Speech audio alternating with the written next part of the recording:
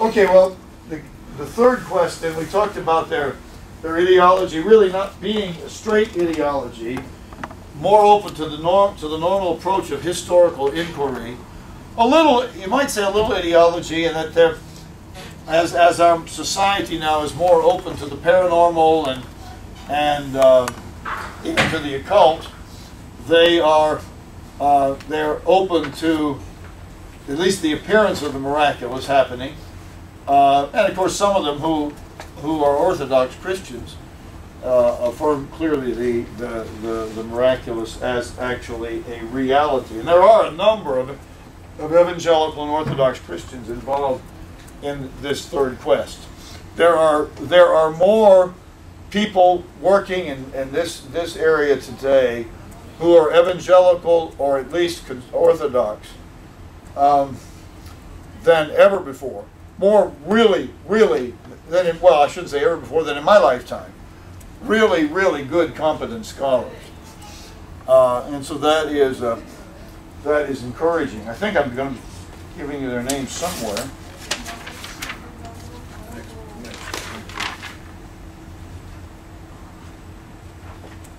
At the end of number 3. Yeah, I give you some things. I'll talk about that in a minute. Okay, the view of Jesus that is developed here. What kind of picture? Again, as I was saying before, the important thing is Jesus in his Jewish environment. And again, that is very politically correct today, but sometimes political correctness helps us because it is also very historically correct. Jesus certainly must be understood appropriately within his Jewish environment and within the context of the Old Testament. So once in a while, political correctness and reality happen to come into sync. And you see this picture of Jesus now on the overhead is not washed out at all. We're beginning to get a full-body picture of Jesus. As might be expected with such a varied group, the views of Jesus show some variety.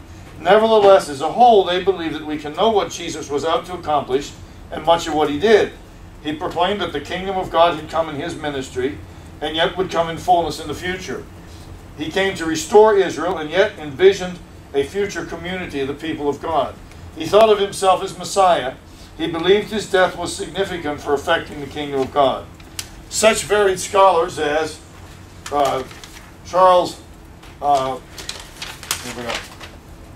James Charlesworthy, E.P. Saunders, Ben Meyer, Timothy Luke Johnson, N.T. Wright, Ben Witherington, Darrell Bock, and Craig Blomberg will all be included within this group. Now, they all don't have exactly the same idea. The last 4 of them, they wouldn't all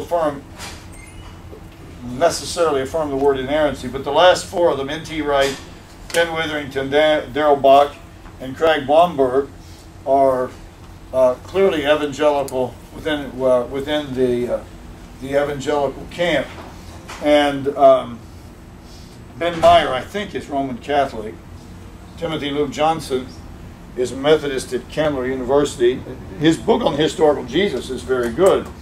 And there are more who are involved as well, but these are some of them. And I know I'm a member of the Institute for Biblical Research, and they have a Jesus study group for some of these scholars who have specialized in this. They produced a pretty good-sized book of essays recently published by a very prestigious German publishing company and very prestigious series, by Mohr Siebeck in the Wundt series. Wundt is German for scientific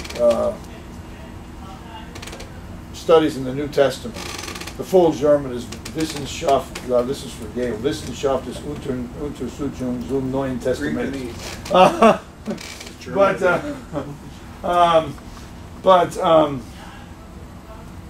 So there's really a lot of good work being done here. You with me so far? And this is more, even though this doesn't make the TV documentaries, this is really the mainstream of scholarship at the present. I mean, these people, that I just mentioned to you. Charles Worthy is at Princeton. I've forgotten where Saunders is. I should know. But Ben Meyer, I think he's at Notre Dame. Timothy Luke Johnson's at Emory. N.T. Wright used to be at Oxford, then he was Bishop of Durham. Now he's at the University of St. Andrews in Scotland. Ben Witherington, Asbury Seminary. Dale Bach at Dallas Theological Seminary. Craig Blomberg at Denver Seminary. These are... Would all those affirm the historical resurrection of Jesus? I'm not sure. Now, N.T. Wright, Ben Witherington, Darrell Bach, and Craig Blomberg would. I'm not sure about Timothy Luke Johnson. I'm not, he may waffle a little bit. He would say I affirm the resurrection, but may waffle a little bit. I'm not sure.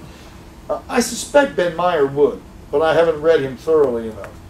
I'm not sure of Charles Worthy and E.P. Saunders. But the last four certainly would.